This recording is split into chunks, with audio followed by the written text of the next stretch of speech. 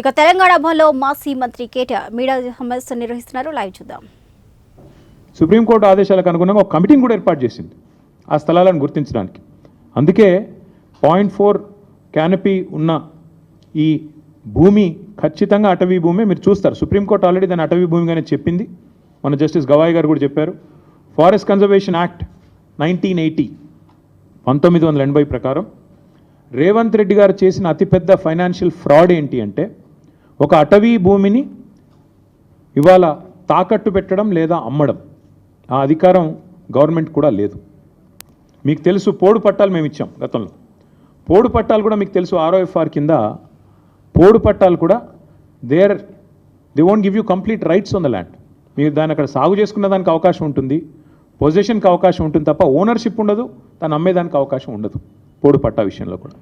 అట్లాగే ఈ అటవీ భూమి ఏదైతే ఉందో, అడవి లక్షణాలు కలిగి ఉన్న భూమి ఏదైతే ఉందో 1980 ఫారెస్ట్ కన్జర్వేషన్ యాక్ట్ ప్రకారం ఇది మొత్తం రేవంత్ రెడ్డి గారికి తెలుసు.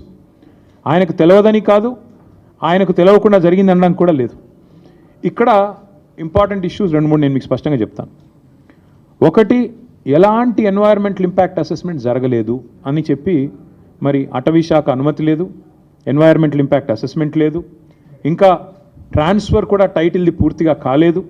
అయినప్పటికీ ఫైనాన్షియల్ ఇన్స్టిట్యూషన్స్ని వెంటనే ఆగమేఘాల మీద ప్రభావితం చేసి ప్రభుత్వ అధికారులు మరి మిస్లీడ్ చేసినారా, ముఖ్యమంత్రి వాళ్ళని డైరెక్ట్ చేసినారా తెలియదు, మరి ఒక భారీ ఆర్థిక నేరానికి పాల్పడ్డారు. ఎట్లా చేసినారు ఇది? ముఖ్యమంత్రి గారికి ఒక బీజేపీ ఎంపీ పూర్తి స్థాయిలో వెనుక ఉండి సహకరించి ఒక బ్రోకర్ కంపెనీని తీసుకొచ్చారు.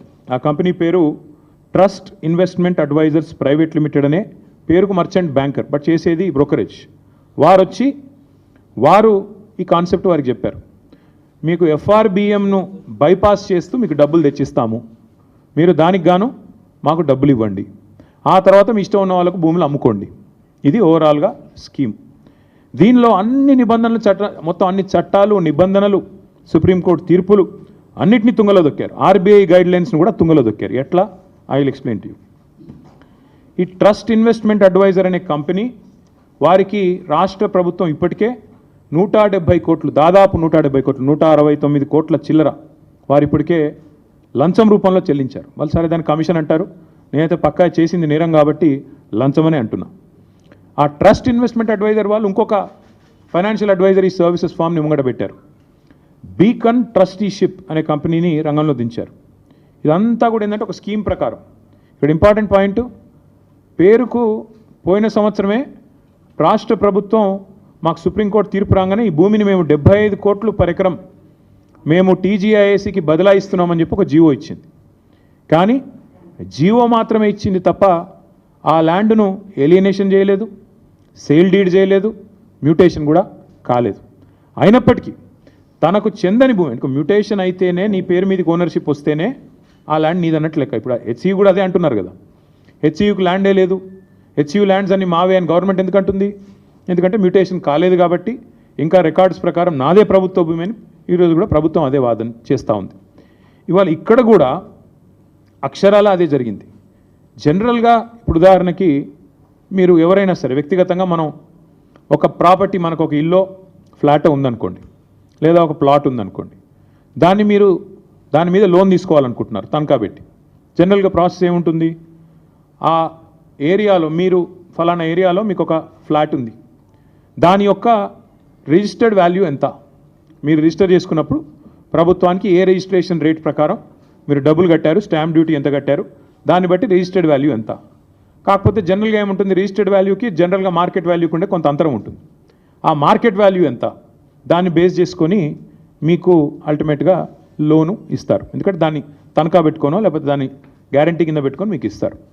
ఇక్కడ ఏం జరిగింది ఈ విషయంలో?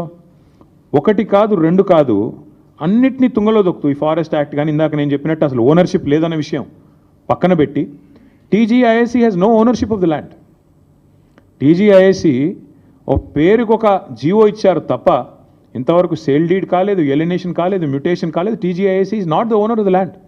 కానీ ఆ ల్యాండ్ను TGIAC, ఇగో ఇక్కడ నేను ఊరికనేది మాట్లాడట్లేదు, this is the stamps and registrations department statement of encumbrance ఏదైతే రేవంత్ రెడ్డి గారి ప్రభుత్వం ఈ భూములు తనవి కాకపోయినప్పటికీ ఏదైతే టీజీఐఏసీ ఆ బీకన్ అనే కంపెనీకి రాసిచ్చేసిందో దానికి సంబంధించిన వివరాలు ఈసీ ఎన్కంబరెన్స్ మీరు కూడా దొరుకుతుంది, ఆన్లైన్ వెతికితే మీకు కూడా వెంటనే దొరుకుతుంది. తనది కాదు భూమి, కేవలం జీవో ఉంది తప్ప ఈరోజు వరకు సేల్ డీడ్ కాలేదు, మ్యూటేషన్ కాలేదు. అయినా తనది కాని భూమిని తాకట్టు పెట్టి టీజీఐఏసీ ముఖ్యమంత్రి గారు అదేదో వారెవరో బ్రోకర్ సంస్థ చెప్పిందని పట్టుకొని పెట్టేసినారు. పెట్టేస్తే జనరల్గా ఏమవుతుంది, లోన్ ప్రాసెస్ స్టార్ట్ అయ్యేటప్పుడు 3-4 విషయాలు చూసుకుంటారు. ఏ బ్యాంక్ అయినా కూడా ఏం చూస్తారు, మార్కెట్ వాల్యూ ఎంత, రిజిస్ట్రేషన్ వాల్యూ ఎంత, ఇది ఒకవేళ నేను లోన్ ఇస్తే మళ్ళీ తిరిగి నాకు పైసలు వస్తాయా, ఇవన్నీ చూసుకొనే ఇస్తారు. కానీ ఇక్కడేం జరిగింది,